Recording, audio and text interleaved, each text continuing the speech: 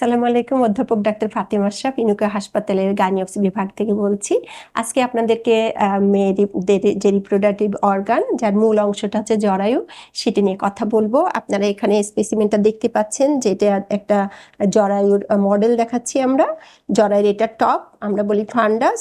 এটা পুরা জরায়ুর, এটাকে বলে বডি বা ক্যাভিটি, আর নিচেটা হচ্ছে সার্ভিক্স বা জরায়ুর মুখ, নিচের 1/3 অংশ।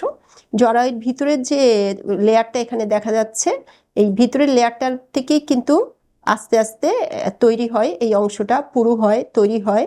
এবং এখান থেকে যখন এই স্তরটা খুলে আসে দেয়াল থেকে, তখন কিন্তু তার ব্লিডিং হয়, মিনিস্ট্রেশন হয়, যেটা মাসে মাসে হয়ে থাকে একটা পরিণত বয়সে গিয়ে।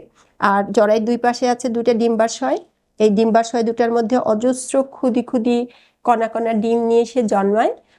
যেমন মাছের পেটে আমরা দেখি অনেক ছোট ছোট ডিম থাকে, মাকড়সার পেটে অনেক ডিম থাকে, মেয়েদের ওভারি বা ডিম্বাশয়ের মধ্যে এরকম ছোট ছোট কণা কণা অনেক ডিম থাকে।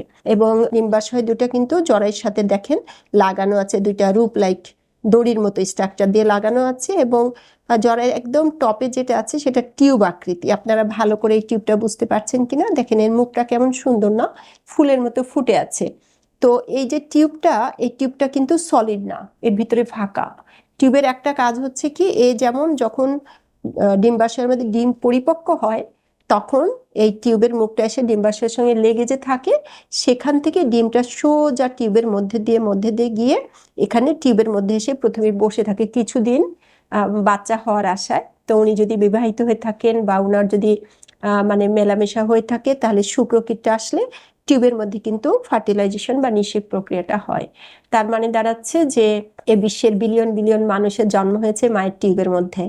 এবং টিউবের মধ্যে জন্মানোর পরে কিন্তু তারা আস্তে আস্তে করে গড়িয়ে গড়িয়ে এই জরায়ুর ওয়ালের মধ্যে এসে, এখানে এসে আস্তে আস্তে করে ইমপ্লান্টেশন হয় বা এখানে লেগে লেগে থাকে। এবং জরায়ুর এই দেয়ালের সঙ্গে আটকে যায়। তারা আটকে যাওয়ার পরে আস্তে আস্তে করে বাচ্চাটা বড় হতে থাকে এবং তাকে জায়গা দেওয়ার জন্য জরায়ুটা বড় হতে থাকে। একটা ছোট্ট জরায়ু দেখেন, একটা পেট ভর্তি একটা জরায়ু হয়ে যায়। হ্যাঁ, তো আজকে এটুকুই বললাম। এর পরের দিন আবার অনেক কথা বলবো।